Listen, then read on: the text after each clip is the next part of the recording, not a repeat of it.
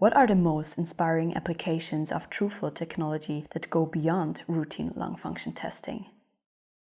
That's also really interesting because I have to say I was always fascinated by applications that went beyond the normal measurement of human breathing. And it started with the measurements of patients or subjects going into the low pressure chamber. That was also already quite interesting because you have a huge setup that people work in, and that was already quite fascinating. Then at the Max Planck Institute we measured the panting dogs, and this was technically very fascinating because you really challenge all systems to measure that rapid breathing, and to even measure the gas exchange during that rapid breathing is really, as an engineer, it's just fascinating. And then came, of course, the what could almost not be topped is the measurement of astronauts in the space shuttle. Being able to develop or help to develop a system that was used in space is just, as an engineer, a dream. And even be able to go to Cape Canaveral and go and visit there and see the system actually in the space shuttle is, you can imagine as an engineer, what else would you wish? That's the best you can achieve.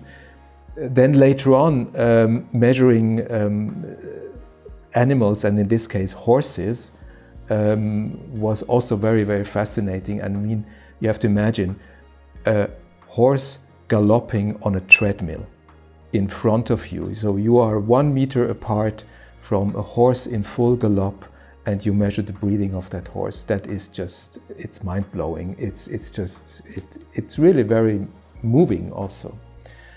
And as last example is with a friend that I met now quite many years back, Andreas Fahlmann. He wanted to measure the breathing of dolphins. And how do you do that? How do you achieve to measure that rapid blow of a dolphin very accurately? These applications are just, for me, fascinating and inspiring. And it is interesting that I think they also push what we do in the normal sensor. It shows that the normal sensor is capable of doing a lot more than we usually use it to. NDD lives by the motto, inspiring innovation every day. What does that mean to you personally? And how do you see it reflected in the work NDD continues to do? I think innovation is an interesting topic. I think innovation is being fascinated by something. That is the core of it.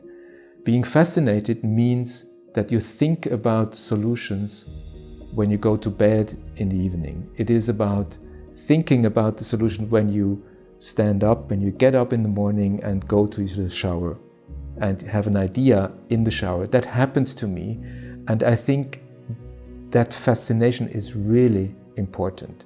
Then it is about not giving up, because in the story of NDD there were many situations where we were almost at the point where we gave up. But at that point, don't give up, continue doing. And I think this is really the core, not giving up and trying to deliver.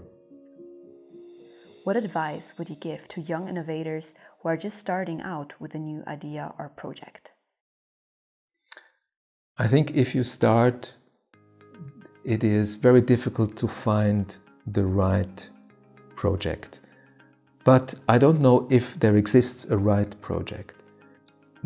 In my case, I was just given some project and I found it could be interesting to me. And then you have to try to work on that really hard and not give up on if you fail, or if people say this will not work. No, don't give up and continue working on that. That is important to me. And probably also, even if it's a niche, try to stay in that niche. Niche can be very interesting, since in the niche there is not everybody in the niche, so you can do something for yourself. So sometimes small niche projects could be more interesting than super large projects. Super large projects can be interesting too if you find a niche in a large project, but I think niches are something that I personally find interesting. And the second most part is don't give up. Even if you fail, just continue and don't give up.